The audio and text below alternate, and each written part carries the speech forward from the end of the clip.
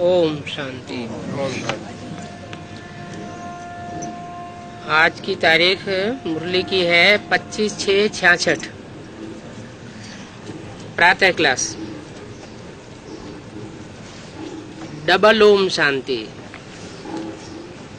एक शिव बाबा कहते हैं और एक ब्रह्मा बाबा कहते हैं।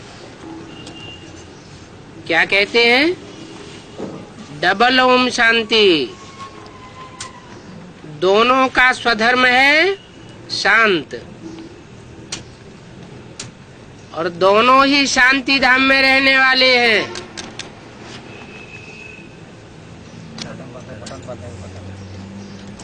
तुम बच्चे भी शांति धाम में रहने वाले हो, निराकार देश में रहने वाले हो।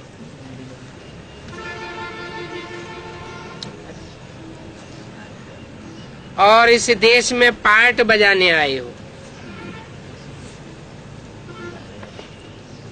क्योंकि ये ड्रामा का रंगमंच है ना। बच्चों को ड्रामा की आदि मध्य अंत का ज्ञान बुद्धि में भरा हुआ है, ऊपर से लेकर नीचे तक।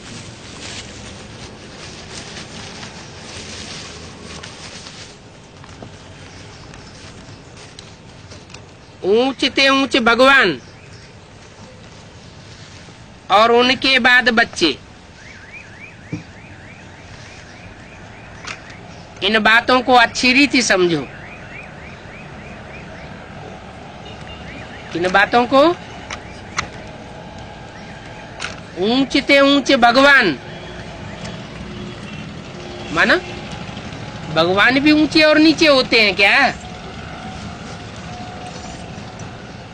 फिर ऊंचते ऊंचे क्यों कहा है? जरूर कोई किसी को भगवान समझ बैठता है, कोई किसी को भगवान समझ बैठता है। भक्ति मार्ग में माताएं अपने पति को ही पति परमेश्वर समझ बैठती हैं। ऐसे ही दूसरे दूसरे धर्मों में भी अपने धर्म पिता को ही भगवान का साकार रूप मान लेते हैं। कृष्ण के पुजारी कृष्ण को भगवान मान लेते हैं। राम के पुजारी राम को भगवान मान लेते हैं।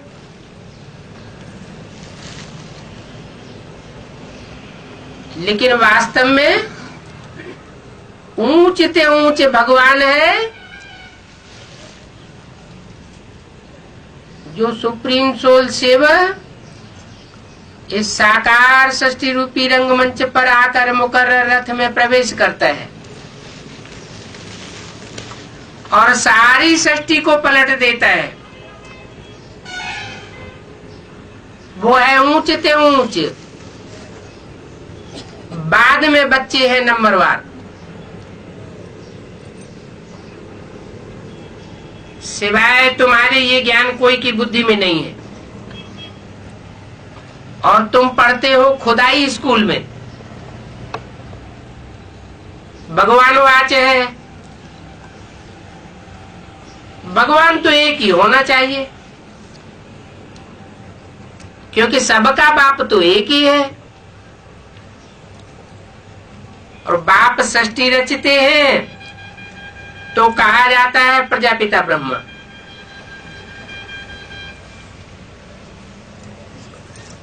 इनको प्रजापिता नहीं कहेंगे। किनको? ब्रह्मा को। प्रजा तो जन्म मरण में आती है।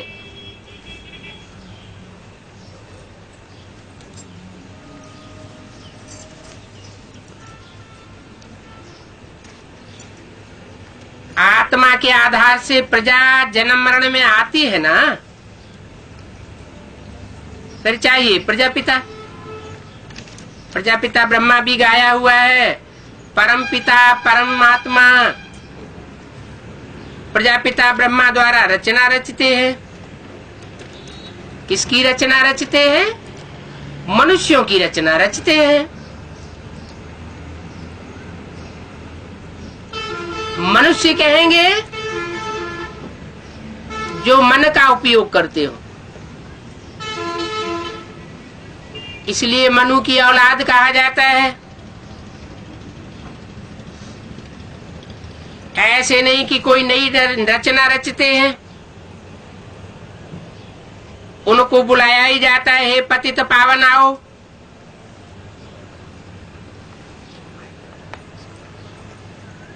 बुलाते हैं तो जरूर इस दुनिया में आवेंगे। जब दुनिया पतित बनती है और उनका अंत होता है, तब ही बाप आते हैं। आते किस लिए हैं? पतित को पावन बनाने के लिए आते हैं। तो जिस काम के लिए आवेंगे, बीच में तो वापस नहीं जावेंगे। दुनिया पतित बनती है, उनका अंत होता है तो आते हैं। अभी तुम जान गए हो कि बाप भी आते हैं एक बार, और कब नहीं आते। लेकिन शास्त्रों में तो इतने अवतार लिख दिए हैं। ये इतने अवतार कहां से आए? वास्तव में वो सब हैं झूठे। भगवान तो एक ही बार आता है। उन शास्त्रों को मिथ्या ज्ञान कहा जाता है, क्योंकि शास्त्र लिखने वाले संगम युग को नहीं जानते कि कौन से पुरुषोत्तम संगम युग में आकर के वो पुरुष स्वरूप आत्मा पुरुषों में उत्तम बना करके जाती है। तो शास्त्र सब झूठे हो जाते हैं। अब उन शास्त्रों का असली सार आकर के बाप बताते हैं कि जो अनेक अवतार लिख दिए हैं, कच्छ मच्छ अवतार लिख दिए हैं, वो अपनी अपनी जाति अपनी अपनी धर्म में जो विशेष आत्माएं विशेष पार्ट बजाती है धर्म पिता के रूप में, उनको ही वो सर्वोपरि मान लेते हैं। ऐसे मिथ्या ज्ञान को कहा जाता है अज्ञान। अज्ञान को अंधेरा कहा जाता है और ज्ञान को सोझरा कहा जाता है। तुम अंधेरे में थे, तुमको तो कुछ भी पता नहीं था। न तो ऊंच ते ऊंच भगवान का पता था, न उनकी बायोग्राफी का पता था। अभी तुमको सारा नॉलेज मिला है। तुम ड्रामा के एक्टर्स हो ना,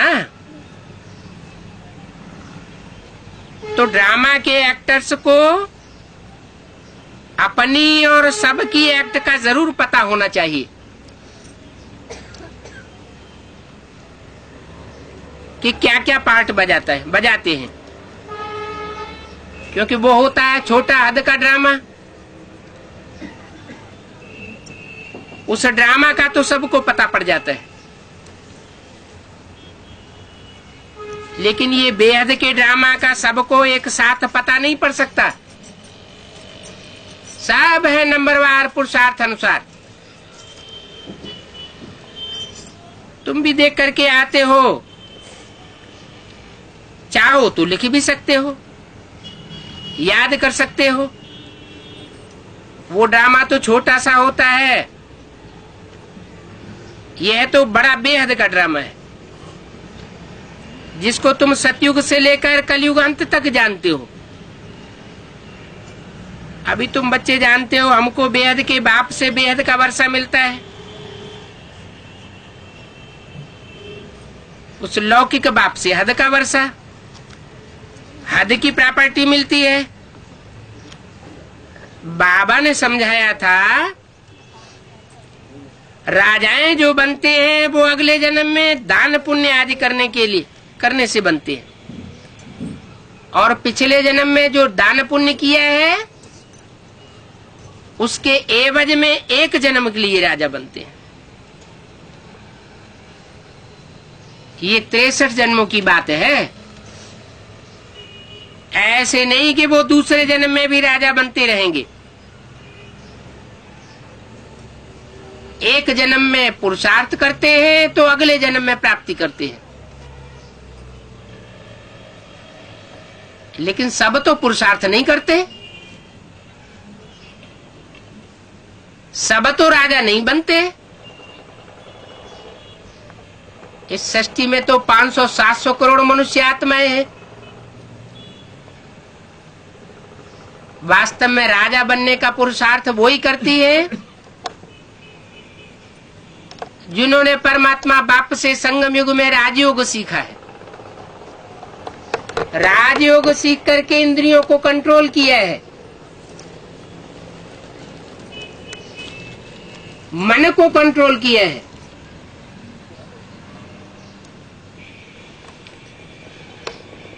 संगम युग में जिनके संस्कार पड़ जाते हैं पुरुषार्थ करने की, जैसा जैसा तीखा पुरुषार्थ वैसा वैसा तीखा राजा बनता है।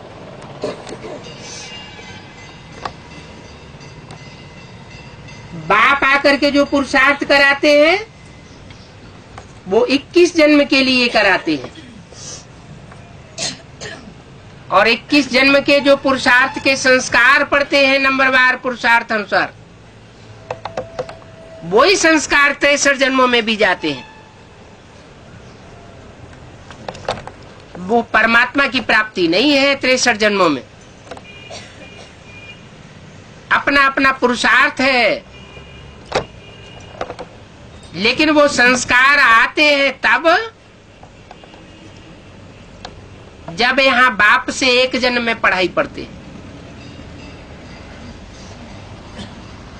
तुम जो सतयुग में राजाएं महाराजाएं थे,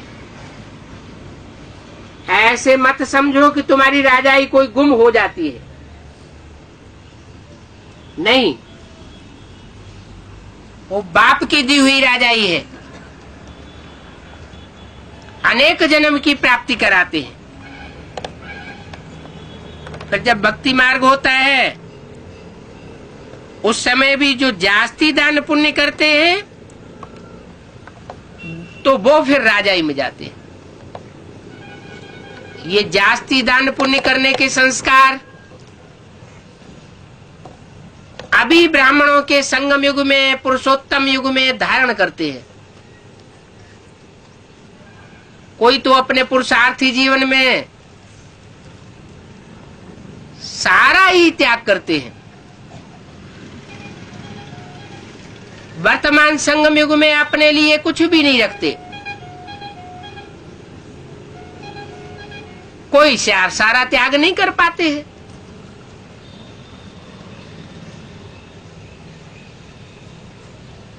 जो त्याग नहीं कर पाते हैं वो फिर संस्कार ले जाते हैं। द्वापर युग में वही संस्कार फिर इमर्ज होते हैं, तो एक जन्म में राजा बनते हैं, अगले जन्म में फिर पुरुषार्थी बनते हैं। इसलिए कहा जाता है तप कर राज और राज कर नरका, क्योंकि जो राजाई की गद्दी पर बैठता है वो 63 जन्म की ऐसी बात है जहां अहंकार चढ़ जाता है। बाप जो 21 जन्म की बादशाही देते हैं वहां अहंकार चढ़ने की बात नहीं रहती है।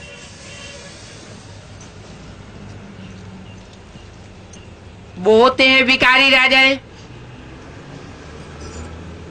और सतयुग त्रेता में होते हैं निर्विकारी राजाएं। तुम जो पूज्य थे तो फिर पुजारी बन जाते हो। वो होता है अल्पकाल का सुख। दुख तो सिर्फ अभी होता है जब तुम तमो प्रधान बने हो। कब बने हो तमो प्रधान? कलयुग में आकर के अंतिम चरण में तुम तमो प्रधान बनते हो। जब रजो प्रधान हो तो इतना दुख नहीं होता है। जब इतना दुख नहीं होता है तो उस समय रावण को जलाते भी नहीं है। जब जास्ती दुख बढ़ जाता है, कोई सहन नहीं कर सकते हैं, तो दुख देने वाले का पुतला बना करके जलाते हैं। तो बच्चों को बुद्धि से काम लेना है कि देखो रजो प्रधान में भी हमको कितना सुख है। वहां कोई लड़ाई झगड़े आदि की बात नहीं होती।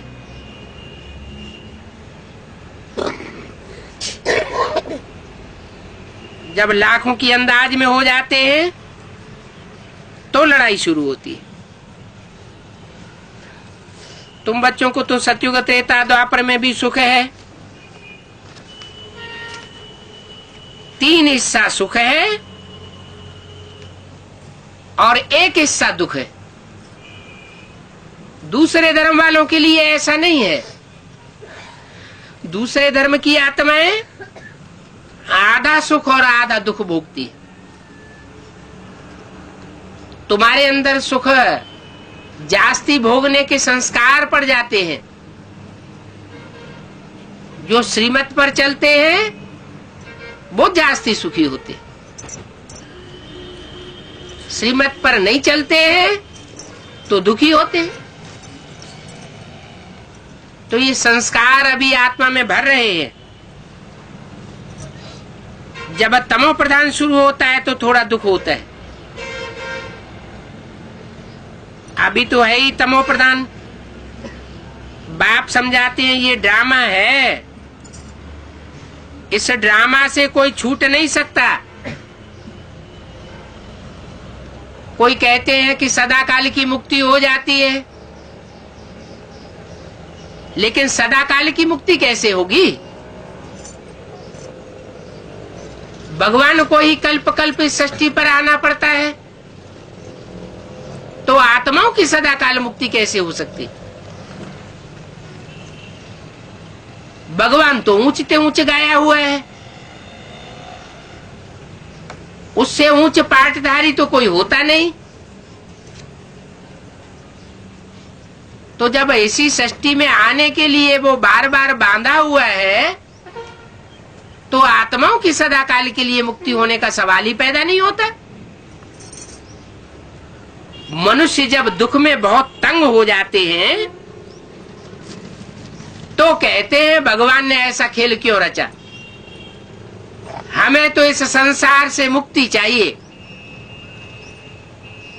ऐसी दुख की दुनिया रचने की जरूरत ही क्या थी? लेकिन नहीं, ये दुख और सुख का खेल चलता रहता है। दिन होता है तो रात भी होती है,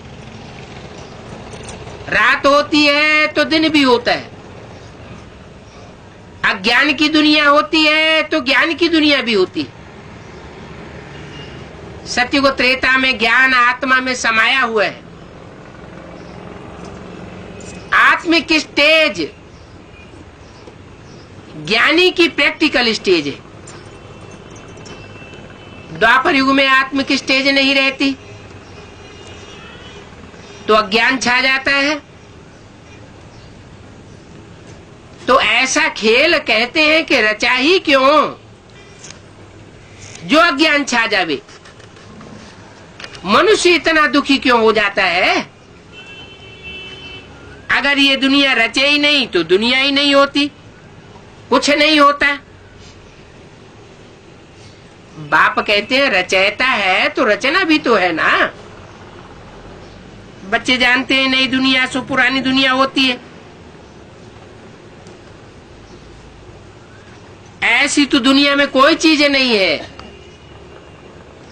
जो नए से पुरानी न होती हो। चाहे मनुष्य हो, चाहे जानवर हो, चाहे पशु पक्षी हो, चाहे पहाड़ हो, चाहे नदियां हो, दुनिया की हर चीज सतो प्रधान से तमो प्रधान की ओर जाती है, चार अवस्थाओं से गुजरती है। मनुष्य जीवन के भी चार काल हैं। बाल्यकाल सबसे अच्छा माना जाता है, कोई चिंता नहीं होती है। नौजवान होते हैं तो थोड़ी चिंताएं बढ़ती है, परिवार बढ़ता है। वानप्रस्थ अवस्था होती है तो और ही चिंताएं बढ़ जाती हैं। वृद्धावस्था आने पर समझते हैं अब तो सन्यास हो जाना चाहिए, लेकिन बुद्धि का सन्यास होता नहीं है। ये कौन सी युग की बात है? ये कलयुग की बात है। कलयुग में सन्यास लेने के लिए और दिलाने के लिए और सन्यास सिखाने के लिए शंकराचार्य को आना पड़ता है, क्योंकि सन्यासी अपन को समझते हैं कि हम सुखी हो जाते हैं घर घाट छोड़ने से, लेकिन बुद्धि से तो नहीं छोड़ पाते। बुद्धि से याद आता रहता है तो सुखी कैसे हो सकते हैं? अभी बाप आकर के हमको बेहद का सन्यास सिखाते हैं कि घरगस्थ में रहो, और घरगस्थ में रहते हुए भी, इंद्रियों से कर्म करते हुए भी बुद्धि से उपराम हो जाओ। तो ये ऐसे नहीं है कि दुनिया रची ही क्यों, किसने ये सब खेल रचाया? कहते हैं ना, खेल तो किसी ने रचाया नहीं, ये तो बना बनाया ड्रामा है। जो बना बनाया ड्रामा है उसको रचने की बात नहीं है। ये ड्रामा अनादि फिरता रहता है। बच्चे जानते हैं नई दुनिया सो पुरानी जरूर होती है, उनकी डिटेल भी बताते हैं। सतयुग से कलयुग अंत तक कैसे कैसे चक्कर फिरता है। बाकी थोड़े रोज हैं, तुम सब कुछ प्रैक्टिकल में देखेंगे जो तुमने साक्षात्कार में देखा है। पहले से ही सब कुछ नहीं दिखावेंगे। 5000 वर्ष पूरे होने में बाकी थोड़ा टुकड़ा बचा है, तो अभी सब कुछ थोड़े ही दिखावेंगे, और जब होगा तो उनको भी साक्षी होकर के देखेंगे। जिनकी साक्षी अवस्था बनी होगी वो देखेंगे, साक्षी अवस्था नहीं बनी होगी तो त्राहे त्राहे करेंगे। जो होना होगा सो कल पहले माफिक होगा। ये तो देखते हो कि तैयारियां हो रही है। विनाश तो जरूर होगा, सारी तैयारी हुई पड़ी है। बाकी क्या नहीं हुआ है? नई दुनिया का जो संगठन है वो अभी तैयार नहीं हुआ है। जब तक नई दुनिया का संगठन तैयार नहीं हुआ है तब तक पुरानी दुनिया में आग नहीं लग सकती। ड्रामा में सब कुछ पहले से नूद है। ऐसे नहीं कि विनाश तो नहीं होगा, विनाश तो जरूर होगा। अब तुम बच्चों को बाप समझाते हैं, अभी आत्मा जो तमो प्रधान बनी है अभी उसको सतो प्रधान बनना है। कितने साल हो गए? तमो प्रधान आत्मा को सतो प्रधान बनाने के लिए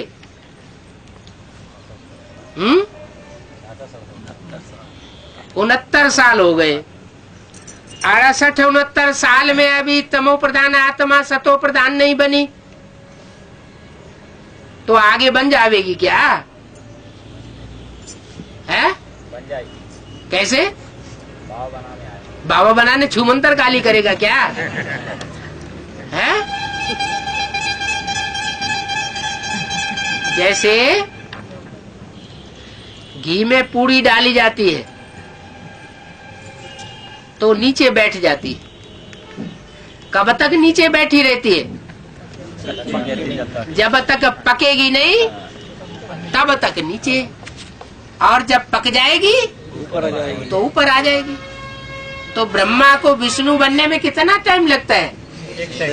1 सेकंड लगता है। तो वो 1 सेकंड अभी नुदा नहीं है। वो 1 सेकंड का आखिरी पुरुषार्थ अभी एक आत्मा का हुआ नहीं है, जिसके लिए बोला है एक के पतित बनने से सब पतित बन जाते हैं, और एक के पावन बनने से सब पावन हो जाते हैं। तो वो एक कौन है?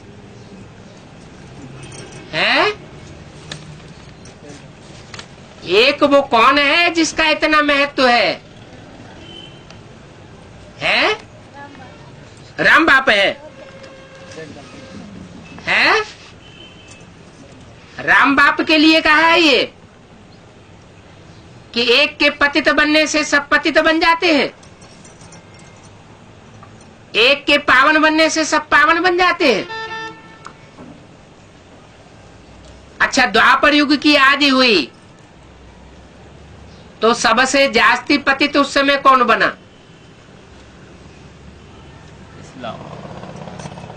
इस्लाम धर्म में जो आत्मा कन्वर्ट हुई, इब्राहिम जिसमें प्रवेश करता है वो सबसे जास्ती पतित बन जाता है।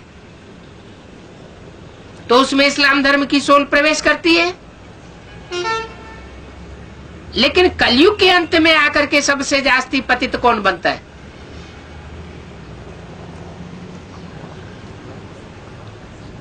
उत्थान और पतन भारत की कहानी है। भारत पिता कहा जाता है, भारत माता कही जाती है। क्यों? पिता क्यों नहीं?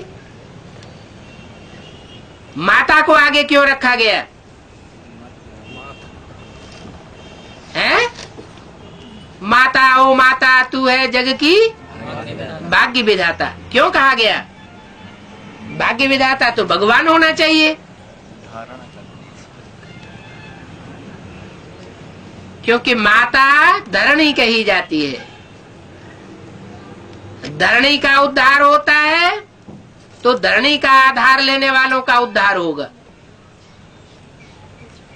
धरणी का ही अगर उद्धार नहीं हुआ तो आधार लेने वालों का उद्धार नहीं हो सकता।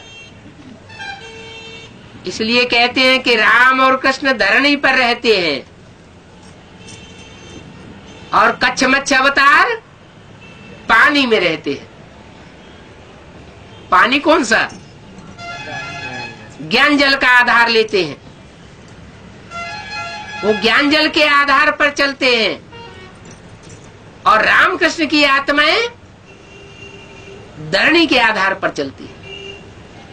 धरणी माने कन्याएं माताएं। कन्या माताओं का उत्थान होगा तो सारे परिवार का उत्थान हो जाएगा, पूरे सनातन धर्म का उत्थान हो जाएगा। कन्याओं माताओं के ऊपर बहुत जिम्मेवारी है। कब? और जन्मों की बात नहीं है, इस संगम युग की बात है। संगम युग में जब बाप आते हैं तो ज्ञान का कलश कन्याओं माताओं को देते हैं। क्यों? कन्याओं माताओं को क्यों देते हैं? पुरुषों को क्यों नहीं दे देते? पुरुषों ने क्या गुनाह कर दिया? पुरुष चोला ही ऐसा है जो दुर्योधन दुशासन बनने से नहीं चूकता। कन्याओं माताओं में लज्जा रहती है, खास करके भारत की कन्याओं माताओं में। भारत की नदियां गाई हुई हैं, वो जड़ नदियों की बात नहीं है, ये चैतन्य नदियों की बात है। भारत की चैतन्य नदियां पतित पावनी बनती है परमात्मा बाप के संग के रंग से। शिव शक्तियां गाई हुई हैं, ये शिव शक्तियां शिव की शक्तियां हैं। शंकर शक्तियां गाई जाती हैं क्या है? शंकर की आत्मा अलग, शिव की आत्मा अलग। भले शरीर एक ही होता है, जो शंकर का चोला वो शिव का चोला, लेकिन आत्माएं अलग अलग है, उनके कार्य भी अलग अलग है। शिव शंकर भोलेनाथ कहा जाता है, तो दोनों आत्माएं मिलकर के पार्ट बजाती है। अंतर क्या पड़ जाता है? कोई का लगाव चोले के साथ हो जाता है और कोई की बुद्धि में रहता है कि इस चोले में विशेष पार्टधारी आत्मा सुप्रीम सोल है। कोई तो उस डब्बे में शिव को देखता है, कोई उस डब्बे में शंकर को देखता है।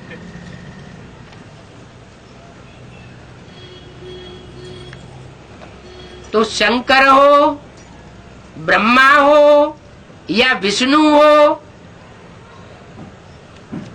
ये तीनों ही देवताओं में श्रेष्ठ देवता तो बनते हैं, वो भी लास्ट में जब रिजल्ट निकलता है। लेकिन ये तीनों ही त्रिदेव 33 करोड़ देवताओं के बीच में 63 जन्म लोड़े खाते रहते। इनकी कोई वैल्यू उतनी नहीं है, सुप्रीम सोल की ही वैल्यू है, लेकिन वो निराकार है, अजन्मा है। इसकी उसकी वैल्यू को पहचाना नहीं जा सकता जब तक कि वो किसी साकार तन में प्रवेश न करे। इसलिए ये मजबूरी है क्या सुप्रीम सोल की? क्या मजबूरी है कि उसे पतित कामी कांटे में प्रवेश करना पड़ता है। क्यों प्रवेश करना पड़ता है? फूलों में प्रवेश कर जाए, कोई अच्छे पवित्र सन्यासी में प्रवेश कर जाए, किसी धर्मात्मा में प्रवेश कर जाए? नहीं, पतित को पावन बनाना यही विशेषता है। पावन को पावन बनाना ये कोई विशेषता नहीं है। जो नीचे गिरा हुआ है उस नीचे गिरे हुए को ऊपर उठाना ये श्रेष्ठ कार्य है। गिरे हुओं को तो सारी दुनिया गिराती रहती है। आज दुनिया में गरीब गरीब होते जा रहे हैं और जो धनवान है वो धनवान होते जा रहे हैं। इस परंपरा को कोई रोकने वाला नहीं दिखाई देता। अभी भगवान बाप आकर के कहते हैं मैं गरीब निवाज हूं, मैं गरीबों को आकर के उठाता हूं, धनवान को आकर नहीं उठाता। बेसिक नॉलेज में भी जब तक साकार तन में प्रवेश करते रहे कोई करोड़पति अरबपति ज्ञान में नहीं आए। शरीर छूटने के बाद फिर चाहे जो कुछ होता रहे, वो तो बेसिक नॉलेज का असली रूप ही नहीं रहा। ऐसे ही एडवांस नॉलेज में भी जिस मुकर्रर रथ में आते हैं उसके द्वारा गरीबों को ही उठाते हैं। बेसिक नॉलेज में फिर भी कुछ धनवान लोग थे। जैसे बेसिक नॉलेज का मुखिया कौन था? है दादा लेखराज। वो क्या थे? धनवान थे, हीरो के जवाहरातों के व्यापारी थे। तो वो तो बेसिक नॉलेज की बात हुई, अधूरी नॉलेज की बात है। लेकिन परमात्मा परमपिता वो तो संपूर्ण है। वो संपूर्ण नॉलेज जब तक आकर न दे तब तक कोई आत्मा संपूर्ण नहीं बन सकती। और वो परिपूर्ण आत्मा परिपूर्ण नॉलेज आकर के गरीबों को ही देती है। इस एडवांस नॉलेज में छांट छांट के देख लिया जाए, कोई भी अरबपति नहीं होंगे। आज की दुनिया में लखपति तो कुछ माने ही नहीं जाते।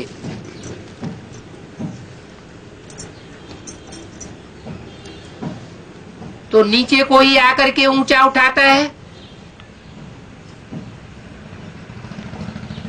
जो बैगर बनते हैं वो प्रिंस बनते हैं यहाँ।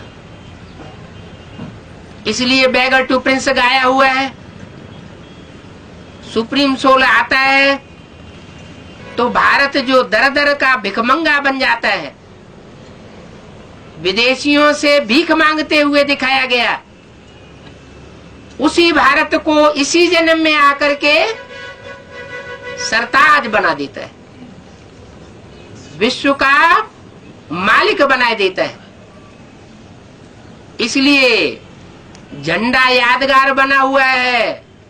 विश्व विजय करके दिखलावे तब होवे प्रणपूर्ण हमारा।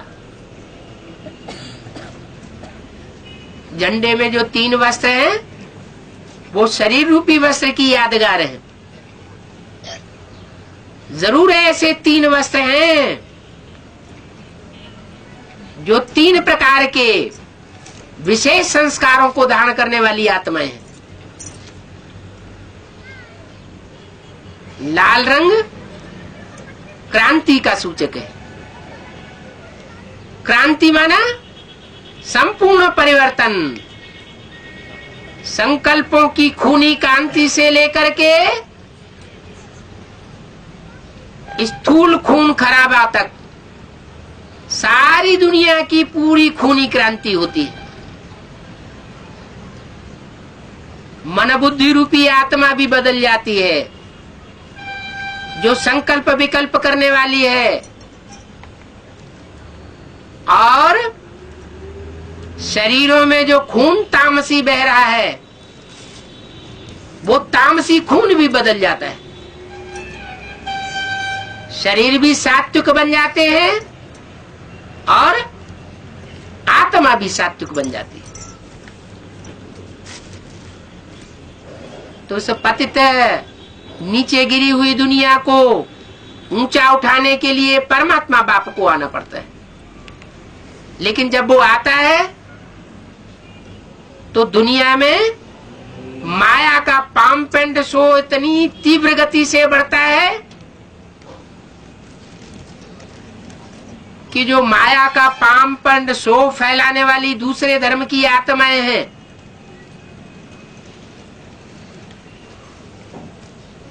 वो परमात्मा बाप को पहचान ही नहीं पाती। असली सुख क्या है उनकी बुद्धि में नहीं आता। वो भौतिक सुख को ही सब कुछ समझते हैं। बाप आकर बताते हैं कि मन का सुख ही सबसे बड़ा सुख है। मन के हारे हार, मन के जीते जीत। मन अगर कंट्रोल में कर लिया तो वाइब्रेशन कंट्रोल होने से सारी दुनिया कंट्रोल हो सकती है। मन कंट्रोल से बाहर है तो इंद्रियां भी कंट्रोल से बाहर हो जाती हैं। इंद्रियां वो सात्विक सुख नहीं भोग सकती अगर मन चंचल बन गया तो मन का मिसाल दिया गया है ब्रह्मा के लिए। पावरफुल से पावरफुल मन किसका हुआ? ब्रह्मा का। कौन सा ब्रह्मा? ब्रह्मा तो अनेकों के नाम है। दादा लेखराज भी ब्रह्मा। यज्ञ के आदि में जो माता है, जो निमित्त बनती है ज्ञान सुनाने के लिए और ज्ञान सुनने के लिए, वो माता पहले पहले आदि ब्रह्मा है।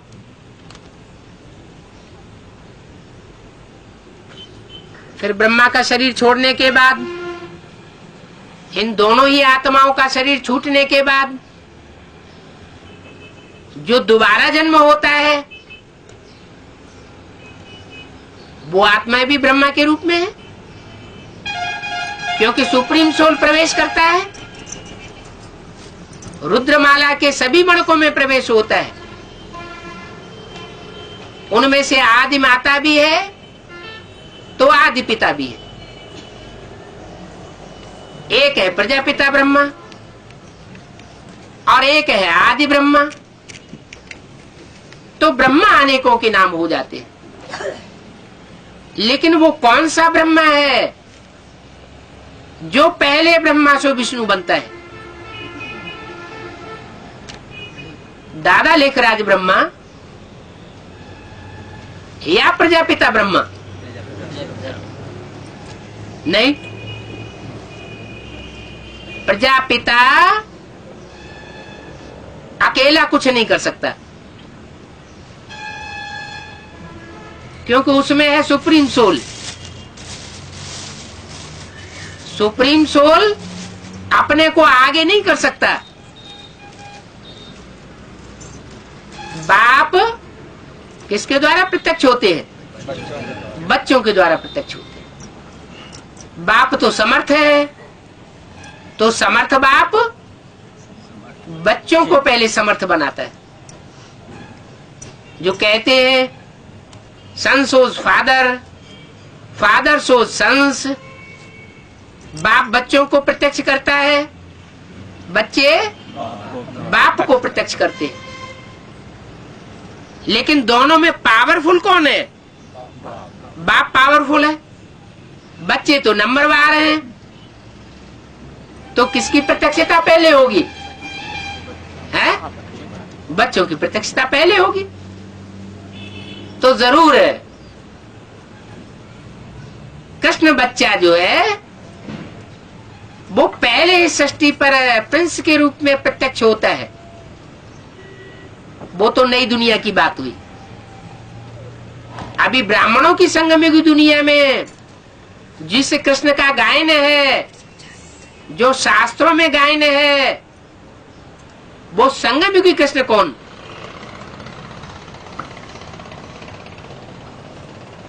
ब्रह्मा की सोल, दादा लेखराज, जो अगले जन्म में कृष्ण बच्चे के रूप में जन्म लेता है, वो आत्मा अभी किस तन में विशेष रूप से प्रत्यक्ष होती है? शंकर में कहें तो अधूरा चंद्रमा के रूप में दिखाई गई है, यह संपूर्ण चंद्रमा के रूप में दिखाई जाती है। अधूरा चंद्रमा है। संपूर्ण चंद्रमा कब है?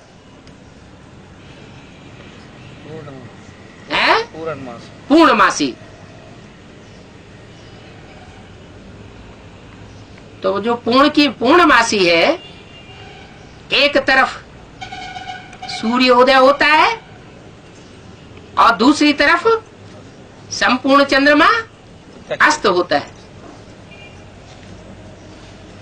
एक तरफ चंद्रमा उदित होता है और दूसरी तरफ सूर्य अस्त होता है।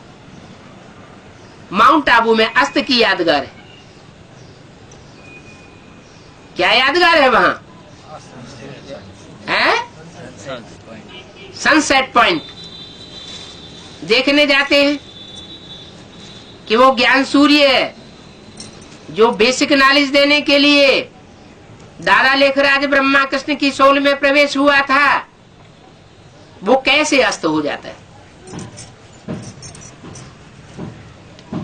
फिर वही अधूरा चंद्रमा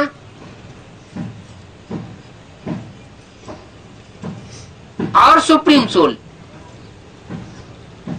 तीसरे नेत्र के रूप में और अर्धचंद्र के रूप में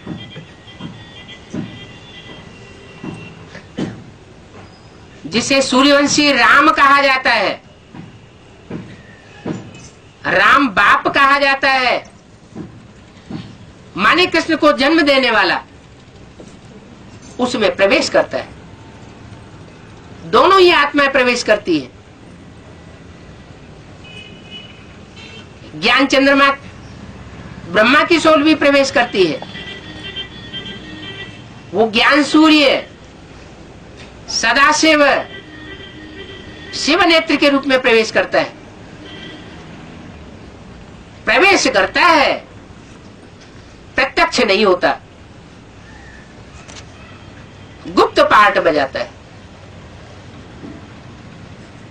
जब तक पांडवों को प्रत्यक्ष न करे तब तक गुप्त पार्ट बजाता है। तो पहले पहले प्रत्यक्षता किसकी होती है? बाप की प्रत्यक्षता होती है या पहली रचना की प्रत्यक्षता होती है? पहली रचना की प्रत्यक्षता होती है। पहली रचना कौन है? माता। माता माने जो यज्ञ के आदि में माता थी, वो माता अभी दोबारा जन्म लेकर के फिर से पार्ट बजाती है एडवांस पार्टी में। माला का आखिरी मणका बनती है। माला का आखिरी मणका और पहला मणका दोनों मणके साथ साथ होते हैं। वास्ट डिफरेंस होता है, लेकिन सुप्रीम सोल के बिल्कुल नजदीक होते हैं दोनों। ऐसी क्या बात है? दोनों सुप्रीम सोल के नजदीक क्यों होते हैं? जब एक लास्ट है और एक फर्स्ट है। नजदीक होने का कारण क्या है? हाँ, जो भी रुद्रमाला के मणके हैं 108 मणके, उन 108 मणकों में प्योरिटी की पावर नंबरवार है। उनमें जो जगदम्बा का पार्ट है वो विशेष पार्ट है प्योरिटी को धारण करने में। ऐसे नहीं कि विजय माला से उसकी तुलना की जा सकती है। क्यों? विजय माला से उसकी प्योरिटी की तुलना क्यों नहीं की जा सकती है? विजय माला कहां से निकलती है? गृहस्थी के कीचड़ से निकलती है या सन्यासियों से निकलती है? वो तो सन्यासी होते हैं, उनकी प्योरिटी कोई विशेष मायने नहीं रखती। लेकिन जगदम्बा की प्योरिटी एक विशेष उद्देश्य से है, जो बाप का उद्देश्य है कि घर गृहस्थ में रहते पवित्र बनना है। तो घर गृहस्थ में तो बच्चे भी होते हैं, संबंधी भी होते हैं, अनेकता होती है, नीचे ऊपर होना पड़ता है। तो वो गृहस्थी जीवन में जैसे ब्रह्मा का जीवन था, ब्रह्मा के जीवन में मां अकेली पड़ गई थी। यज्ञ के आदि में ही वो पिता चला गया, यज्ञ पिता।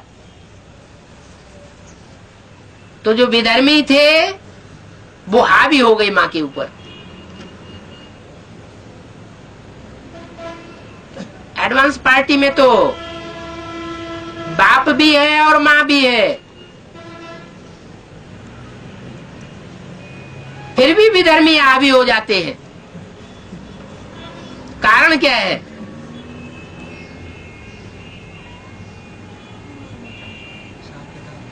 क्या हिसाब किताब है? सामंजस्य क्यों नहीं? क्योंकि कृष्ण की सोल को ब्रह्मा के रूप में जो सहन शक्ति का पार्ट बजाया था, उसके उल्टा भी पार्ट बजाना पड़ता है।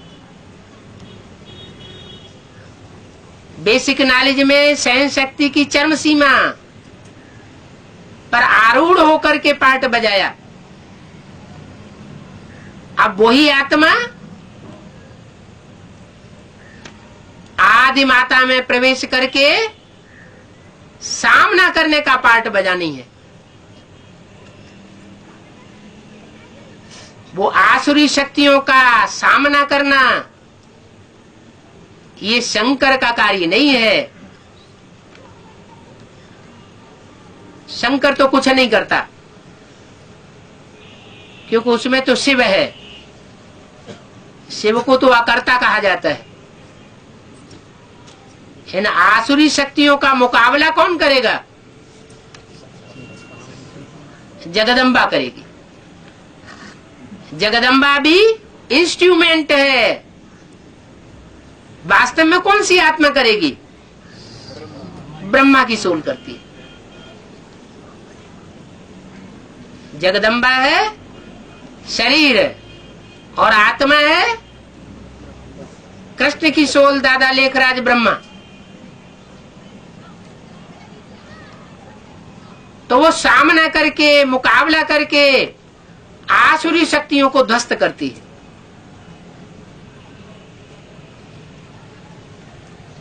उन आसुरी शक्तियों में सब पुरुष आ जाते हैं।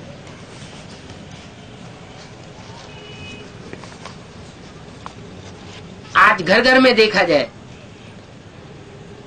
चाहे एडवांस में देखा जाए, चाहे बेसिक में देखा जाए,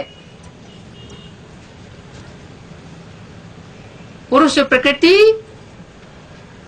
माताओं कन्याओं के ऊपर हावी बनी पड़ी है। कन्या ज्ञान में चलना चाहती है, पूरा परिवार भले एडवांस में है, लेकिन बाप की इच्छा नहीं। मां चाहती है कन्या सरेंडर हो जाए, बाप विरोध कर देता है, क्योंकि हावी हो जाता है। माताएं तो पहले ही बंधी हुई होती है, तो बंधी हुई माताएं तो कुछ विरोध कर भी नहीं सकती। अब माताओं में सबसे बड़ी माता कौन है?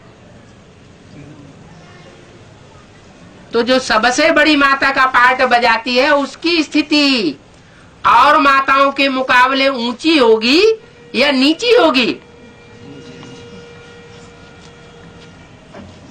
इसलिए बोला है गीता पूरी ही खंडन की हुई है।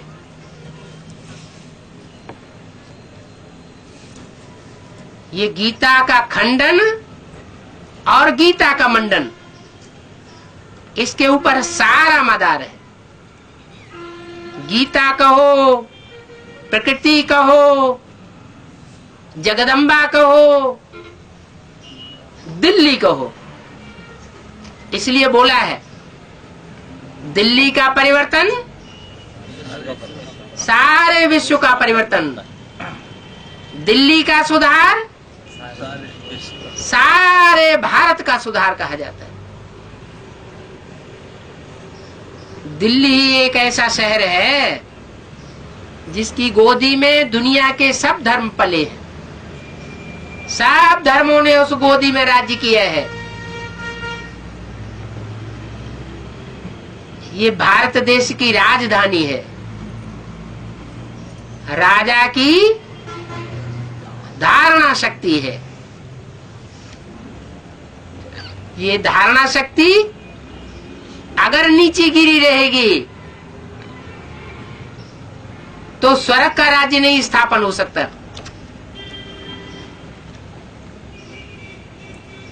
और उठेगी कैसे? पुरुषों ने तो गिराया, उठेगी कैसे? ज्ञान सुना करके नहीं उठेगी। क्या? धारणाओं का पाठ पढ़ाने से नहीं उठेगी,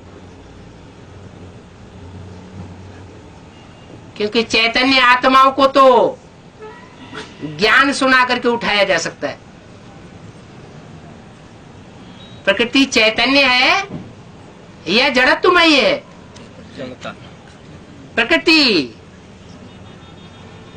प्रकृति के 5 तत्व जिनसे प्रकृति का संघात बनता है, वो जड़ है या चैतन्य है? ज्ञान कौन समझता है ज्यादा? पुरुष समझता है या स्त्री ज्यादा ज्ञान समझती है? ज्ञान की गहराई में जास्ती कौन जाता है? पुरुष वर्ग जाता है ना।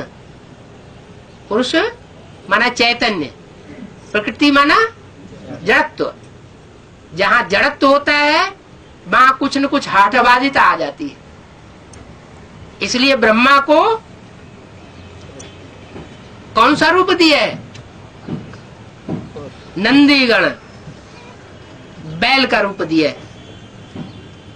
बैल माना अड़ियल, कोई न कोई बात में अड़ जाता है,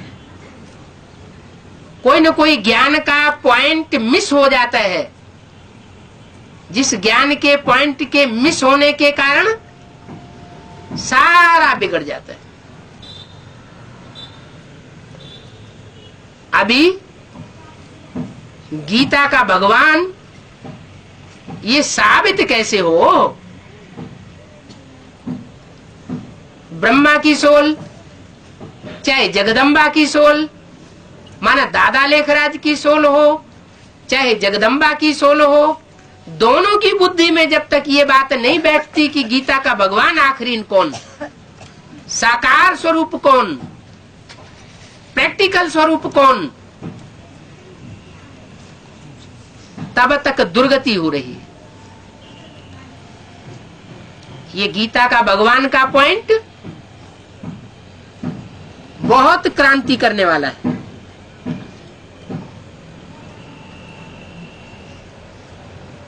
बहुत से तो बेसिक नॉलेज में चलने वाले अभी भी ये नहीं जानते हैं कि गीता का भगवान कौन।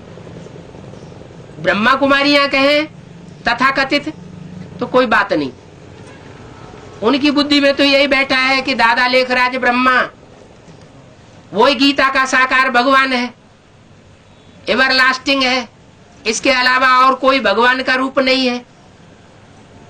लेकिन एडवांस में भी बहुतों की बुद्धि में नहीं है कि गीता का भगवान आखिर कौन है।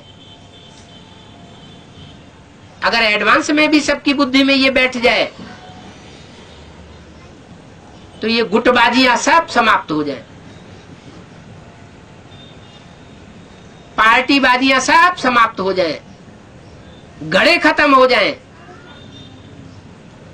लेकिन वो ड्रामा में नूद है। कहते भी हैं जब दुनिया का विनाश होता है तो 9 ग्रह आपस में टकराते हैं, फिर क्या होगा अंजाम? 9 ग्रह आपस में टकराएंगे तो अंजाम क्या होगा? आग निकलेगी। जो छोटे मोटे ग्रह हैं वो नेस्त नाबूद हो जाएंगे।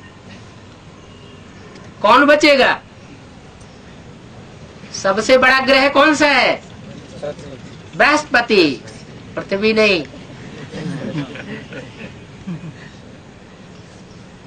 तो जो ज्यादा पावरफुल होगा वो बचेगा, और जो कमजोर होंगे वो सब टूट जाएंगे। जिसमें जास्ती सहन शक्ति होगी वो बचेगा।